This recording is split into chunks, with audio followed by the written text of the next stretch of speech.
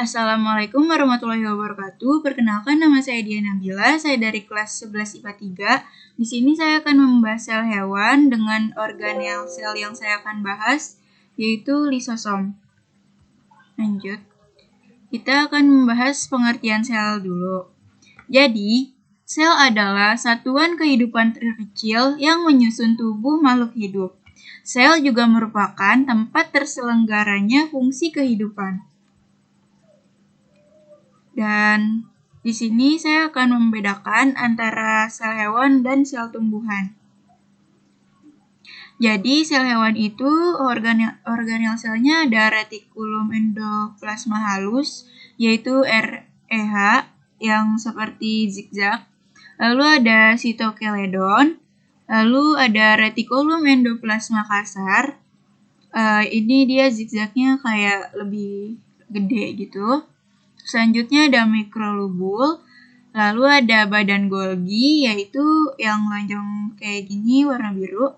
Lalu ada ribosom yang bintik-bintik seperti ini juga ribosom. Lalu ada lisosom yang saya akan bahas nanti, yaitu bentuknya seperti bulat gitu. Lalu ada mitokondria yang bentuknya oval, seperti di dalamnya seperti ada gambar zigzag gitu. Lalu ada membran sel, ya ini membran sel yang di luar garis gitu. Lalu ada sitoplasma, ini sitoplasma yang ada di dalam dasarnya gitu. Lalu ada membran inti, yaitu ini membran inti. Dan inti sel yang bulat-bulat di dalam membran intinya itu. Nah, kalau sel tumbuhan itu ada dinding sel, ini dinding sel, lalu selaput plasma, ini selaput, lalu ada nukleus, lalu ada RE, ribosom, sitoplasma, badan Golgi, mitokondria, vakuola, dan kloroplas. Di sini saya akan membahas pengertian dari sel hewan, karena saya akan membahas lebih spesifiknya itu di sel hewan. Sel hewan merupakan sel eukariotik yang terdapat pada hewan. Umumnya, sel hewan adalah suatu bagian organel paling kecil yang mempunyai selaput tipis. Sel hewan mempunyai kelebihan dalam membuat duplikat dengan mandiri, yaitu dengan cara melakukan pembelahan sel. Lalu kita lanjut ke ciri-ciri sel hewan. Yang pertama ada konten genetik mereka tertutup dalam struktur membran yang disebut nukleus. Yang kedua, mereka memiliki sentriol, sentrosom, dan lisosom yang tidak ditemukan dalam sel tumbuhan. Jadi, sentriol ini, sentrosom, lalu lisosom itu tidak ada di sel tumbuhan. Yang ketiga, ada sel hewan memiliki bentuk dan ukuran yang bervariasi. Jadi, sel hewan itu memiliki bentuk dan ukurannya bermacam-macam jenisnya. Lalu yang keempat, ada sel hewan mendapatkan nutrisi dari luar. Jadi sel hewan itu mendapatkan nutrisinya dari luar, bukan dari dalam. Lalu kita lanjut ke yang lebih spesifik lagi, saya akan membahas lisosom. Jadi di lisosom ini ada membrannya, lalu ada enzim di sini, dan ada transport enzim. Nah, jadi lisosom adalah suatu organel di dalam sel yang berbentuk bulat. Lisosom sendiri mengandung zat hidrolase asam sebanyak 40 jenis.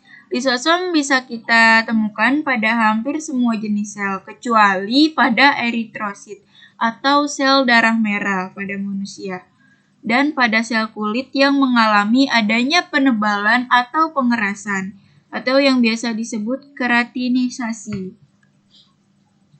Lalu kita lanjut ke struktur lisosom.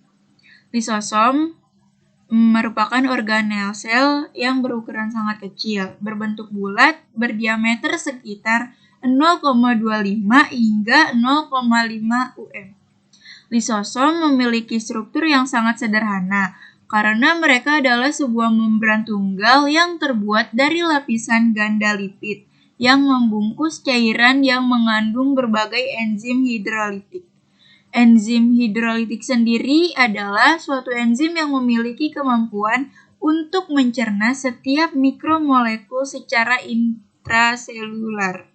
Ada banyak jenis enzim dalam lisosom, termasuk protease amilase, nuklease, lipase, asam fosfat, dan lain sebagainya.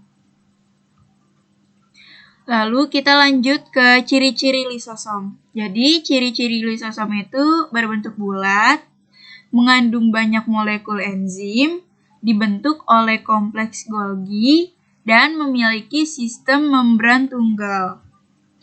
Selanjutnya, fungsi lisosom. Fungsi lisosom secara utama adalah endositosis, fagositosis, serta autofagi. Ya, di sini saya akan bahas endositosis dulu. Endositosis adalah suatu proses masuknya makromolekul yang berasal dari luar sel ke dalam sel. Lalu, autofagi adalah suatu proses yang dilakukan oleh lisosom untuk membuang dan menurunkan atau degradasi beberapa sel yang tidak dapat berfungsi lagi atau rusak pada organel sel. Lalu, fagositosis adalah suatu proses pemasukan berbagai partikel yang memiliki ukuran relatif besar, yaitu berdiameter di atas 5 UM. Dan beberapa mikroorganisme seperti bakteri dan virus ke dalam sel. Jadi, kesimpulannya, manfaat lisosom itu adalah sebagai sistem pembuangan sampah. Jadi, sel dengan mencerna material bekas pakai di sitoplasma, baik dari dalam maupun dari luar sel. Material dari luar sel diambil melalui endositosis, sedangkan material dari dalam sel dicerna melalui autofagi, yang tadi sudah saya jelaskan. Jadi kesimpulannya, manfaat lisosom itu untuk membuang sampah atau membuang sel-sel yang sudah rusak, lalu diganti lagi dengan sel-sel yang baru, begitu.